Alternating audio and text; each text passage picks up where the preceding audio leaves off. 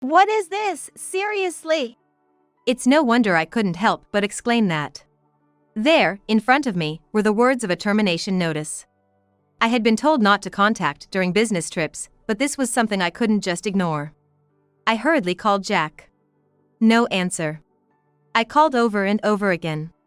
Simultaneously, I sent messages, but there was no response. It was past noon.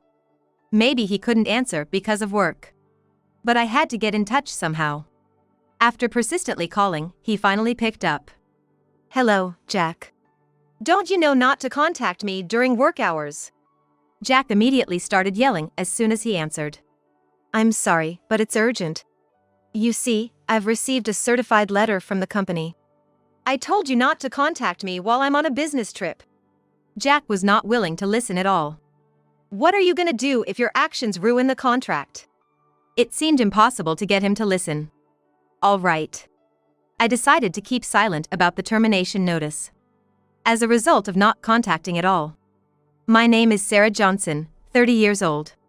I work from home as an industrial designer. Simply put, as an industrial designer, I design the shapes of products. I used to be an employee of a major company, working from home, but now I've become independent and freelance. Thankfully, my work is going well, and I'm earning a decent income. At 26, I married Jack, whom I met through a friend's introduction. Even after getting married, I continued to work for the company, but when I became pregnant with our 2-year-old son, Kyle, I switched to working from home. Since then, I've been working from home, while Jack worked at the office. After maternity and parental leave, I returned to work from home, although my salary was a bit lower than when I was going to the office. Still, it's easier on my mind and body than commuting and leaving the child in daycare. Our company really created a great system. However, Jack seemed unsatisfied with my reduced salary. Shouldn't you go back to work even if it means putting Kyle in daycare? We've got a mortgage to pay, and with the economy being down, the company's performance isn't looking up either. Well, that's true, but if we put Kyle in daycare, we'd have to pay for that too. I think it would end up costing about the same. When we got married, Jack and I took out a joint mortgage to buy our new home. Renting is like throwing money away. It's better to stretch a bit and buy a place, it'll be easier in the long run. Jack, who works at a securities company and is a bit fussy about finance and assets, would argue. Convinced by his point, I agreed, and we bought the apartment.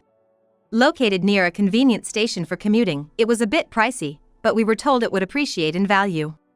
Life was peaceful until I started working from home, but then Jack began to show his discontent. It seemed, after listening to him, that it wasn't so much about the money, but rather he felt it was unfair that I was the only one staying at home.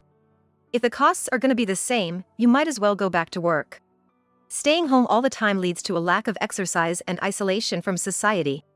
Sure, there's some truth to that, but with my first childbirth and now childcare, it's easier on my body to stay home. Getting help is difficult, as both Jack and I are from out of town and our families live far away. We can't easily rely on either side for assistance. When I brought up this topic, I could sense Jack's real feelings from his muttered response. It's unfair that only Sarah gets to stay home. I wish I could too. But there's a difference in our jobs. I'm a designer, and Jack is in sales. I can finish designs on my computer and just send the data. But Jack's work can't be done from home. That's true, but still, it feels unfair that only Sarah gets to enjoy this nice house, he'd complain. Hearing these words surprised me. What do you mean enjoy alone? This is our home, yours, mine, and Kyle's. First of all, we're both paying the mortgage. The rights should be split equally. Jack's childish remarks made me worry if he was really okay, even as a father. Kyle was growing up well, and I was managing both childcare and work from home. I also took the bold step of becoming independent. As my work was well received, and I started getting offers from business contacts. However, around that time, Jack began coming home late and working more on weekends. It's a tough economy. I gotta work harder or my sales allowance will keep shrinking. He'd say with a sarcastic sigh. Lucky are those who can work comfortably at home. No need to endure crowded trains to commute, must be nice. He'd say, as if implying I was lounging at home while he worked hard. But that's not the case. I'm taking care of the child and household chores while working from home. I often have to go out for work and other necessities. I'm certainly not just lounging around at home. Fed up, I once confronted him. Look, I'm not just playing around. Why can't you understand that? I'm paying my share of the mortgage too. Oh, is that so? Jack interrupted, his face turning red with anger. I must be such a failure, huh? Can't even get a mortgage on my own with my meager salary. I never said anything like that. Unlike the talented designer that you are, I have to desperately plead with unpleasant clients every day just to get paid. It always felt like that, no matter what I said. Jack would only take things negatively. I got so tired and eventually stopped talking to him altogether. It seemed pointless to say anything. And gradually, I started to wonder if there was any point in living together. But Jack was Kyle's father. The thought of taking away his father seemed selfish, and that held me back. Maybe because I stopped talking, Jack started behaving even more selfishly and eventually almost stopped contributing financially. It was supposed to be a joint mortgage, but now it looks like I'm paying it all by myself. It's tough, but with my current income as a designer, I can manage the mortgage and living expenses on my own. Jack probably knows this, and that's why he's behaving like that. I think if we were at risk of losing the house because we couldn't pay the mortgage, he'd contribute something. Jack is that kind of calculative person. And around that time, I started to have a suspicion. Maybe Jack had another woman and was spending his money on her. If that's the case, I'd have no choice but to take a drastic step. Of course, I'd make sure he pays what he owes. I wanted to find proof, but I didn't know how. The most reliable way would be to hire a detective agency, but that's expensive. If I knew the dates, times, or places to look, it would be easier, but with just a vague suspicion, I had no idea how much it would cost. Right now, I'm managing, but if Jack and I were to separate, there'd be future uncertainties. I'd prefer to save as much money as possible. Then one day, while I was feeling uneasy, a certified mail from the company arrived. Jack was on a business trip and had been gone for 2 nights and 3 days. Why would they send something like this on a day he's away? I was even more perplexed, but curious, so I decided to open it. Telling myself that if it was urgent, I needed to contact him immediately, I opened the envelope. What the heck is this? I couldn't help but exclaim. It was a termination notice. I was told not to contact Jack during business trips, but I couldn't just ignore this. I tried calling him. No answer. I called again and again. I sent messages too, but got no response. It was past noon. Maybe he couldn't answer because of work. But I had to get through to him. When I kept calling persistently, he finally answered. Hello, Jack?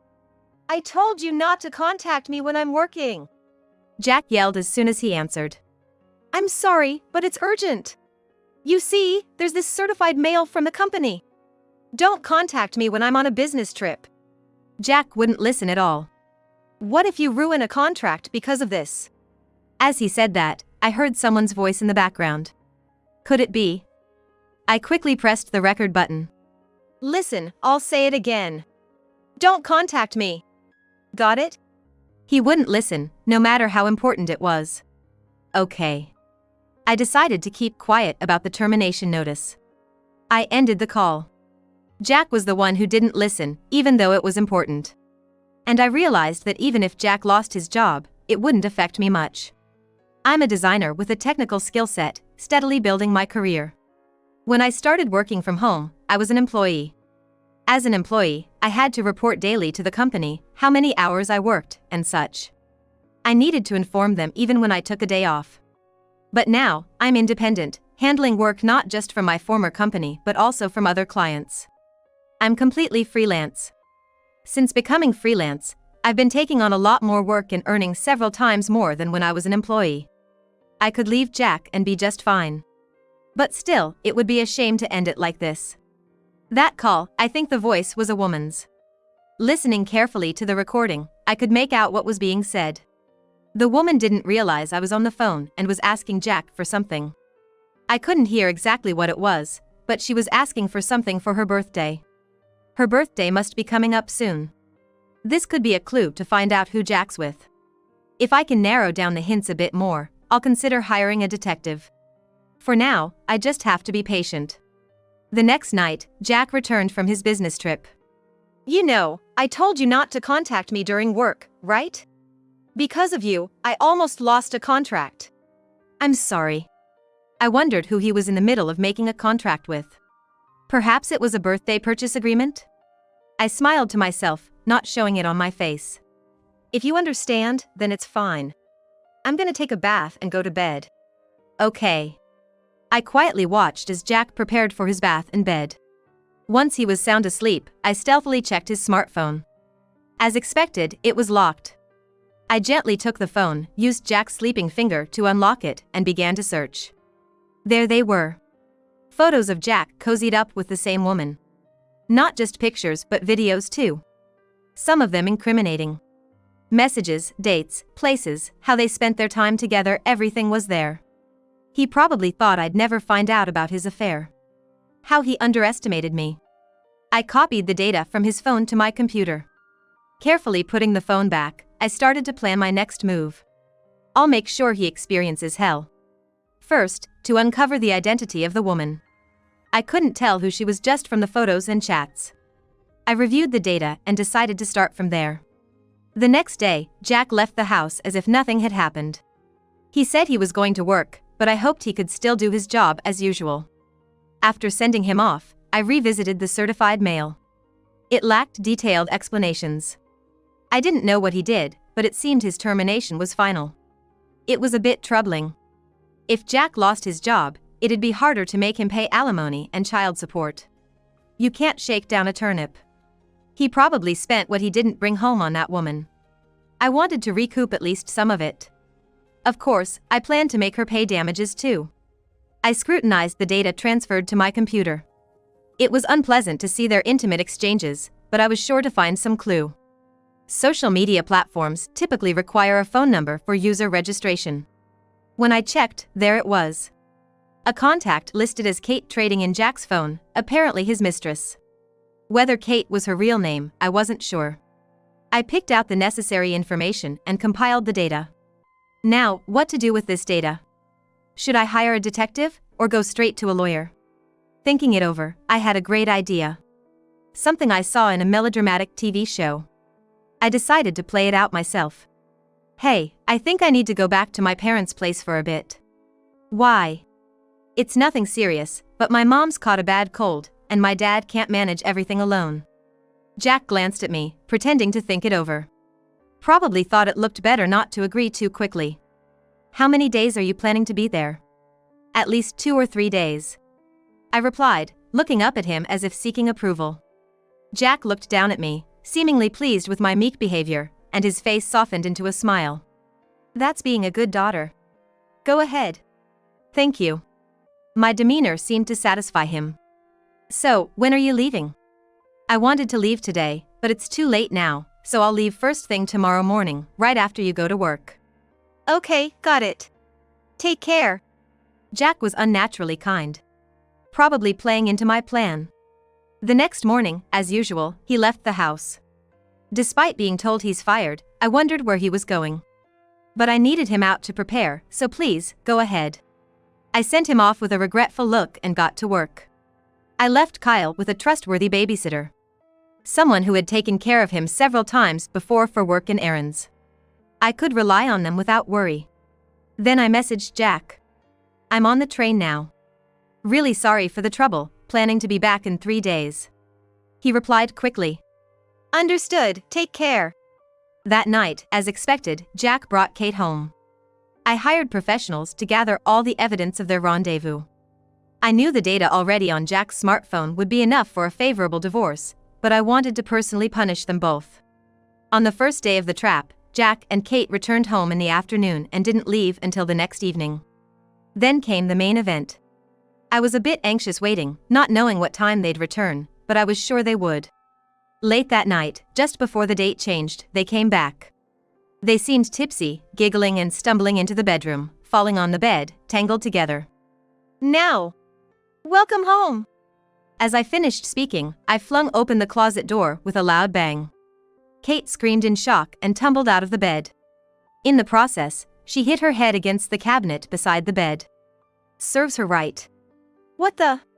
Jack hadn't fallen off the bed, but he was frozen in a bizarre position on it. He was lying on his back, arms thrust forward from his chest. It seemed he was so startled by my appearance that he accidentally pushed Kate away. That's why she flew off the bed and hit her head. Welcome home, dear. Jack lay there in his strange pose, eyes wide open, staring at me. He looked utterly ridiculous. Oh, we have a guest, I remarked as I slowly emerged from the closet and stood beside the bed, looking down at Jack with a full smile. I ignored the woman who had lost consciousness. You. Who is this lady? It's quite rude to sleep in someone else's house like this. Jack was at a loss for words. Well, that's okay, let's have a little chat, I said, pulling out my phone to make a call. Who are you calling? Oh, just someone, I replied, humming a tune as I ended the call and coldly looked down at Kate. What should we do with her?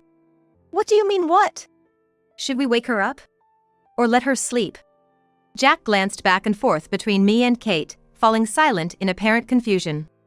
All right then. We don't want anything to happen to her, so let's wake her up. Hey, you, I said, shaking Kate gently.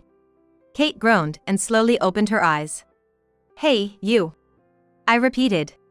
Kate looked dazed for a moment before realizing her situation and freezing in shock. We're going to have a talk now, so come over here, please. Kate remained frozen and didn't respond. Come here, please. Yes. She replied reflexively after I spoke a bit more sternly. I called both of them to the dining room and had them sit side by side at the table. I really don't want to have you sitting here, but well, you've already made yourself comfortable, haven't you? The table will do, I said, making it clear there would be no hospitality like tea. Now, I want you to answer some questions. If you're honest, I might consider certain things. Like what? Maybe reducing the damages you'll owe. The word damages turned their faces pale. So, when did it start? What? When did the two of you start this relationship? Be honest, or the damages will double. Jack's eyes darted around nervously. Kate just kept blinking rapidly. Since when? Today was the first time. Right? Yes. A lie caught. Really? Yes. We met today for the first time, and since you weren't here, we just got carried away. Yes. They both said, seemingly agreeing on their story. That's a lie. What? Ding dong. The people I had called arrived. I asked Jack and Kate to wait while I let my guests in the dining room. Two professionals, a man and a woman in suits, entered. Please. The woman took out an envelope, and the man opened his laptop. Here, take a look. The screen showed yesterday's footage of Jack and Kate entering the room, followed by the interior video. Hey, isn't this illegal filming? That's right, it's a crime, they protested. While Jack and Kate were making a fuss, the detective agency explained everything properly. Indeed, secretly filming someone is voyeurism. But if it's for the purpose of catching evidence of infidelity, it's allowed. Moreover, this was a job undertaken by professionals, meaning the detectives from the agency, following a request. Therefore, it doesn't constitute a criminal act. Got it? So, this isn't a crime. Both Jack and Kate sat silently, heads bowed. Once again, when did it start? They didn't answer. Since when? You said today was the first time, but that's a lie, right? Well, yesterday. Jack began, raising his head to meet my eyes. I'm sorry. What I said earlier, it actually started yesterday. We drank too much, and one thing led to another. Yes, I'm sorry. They both apologized. So, you admit to the affair? Yes, we're sorry. But it was just this once. Sorry, it's true. It seemed they were trying to settle the matter with this version of the story. I told you before, if you lie, the damages will double. It's not a lie. Believe us. It's true. I brought over my laptop and placed it in front of them. If yesterday was the first time, then who are these people? I asked, showing them the photos and videos copied from Jack's smartphone, along with their social media interactions. Another lie. You, taking stuff from someone's smartphone, that's a crime. Sorry to disappoint you, but this also isn't a crime. You heard the reason just now, right? Jack and Kate had nothing more to say and just sat in silence. Eventually, they resigned themselves to telling the whole story. Their affair had started 2 years ago, around the time Kyle was born. Jack said he felt neglected and lonely after Kyle's birth and listed various reasons for his actions. That's when he met Kate, and their relationship continued until now. He described it as a momentary lapse of judgment and expressed regret. Kate looked at Jack with disbelief. Understandably so. She had been showered with sweet words all this time, only to be now referred to as a mistake. Kate, with tears in her eyes, admitted the time they started their relationship but remained silent about the rest. It seemed futile to ask anything more. I'll arrange another day to talk with both your parents and Kate's parents. I thanked the detectives, sent them away, and also showed Kate out. Could you leave too? Maybe stay at a hotel or something. You might catch up with Kate if you're quick. I wouldn't do such a thing. Whatever. Just leave. I made sure to send Jack out as well. Later, I arranged a meeting with both our parents and Jack's. My in-laws were mortified, just kept apologizing. My parents sat in silent anger. I showed them all the evidence, including the conversation from the day I caught them. So, I want a divorce. I'll take custody of Kyle and demand child support and damages. Jack protested the amount I demanded, but I refused to budge. You've been deceiving me for 2 years and brought another woman into this house. Plus, you stopped contributing to the household expenses.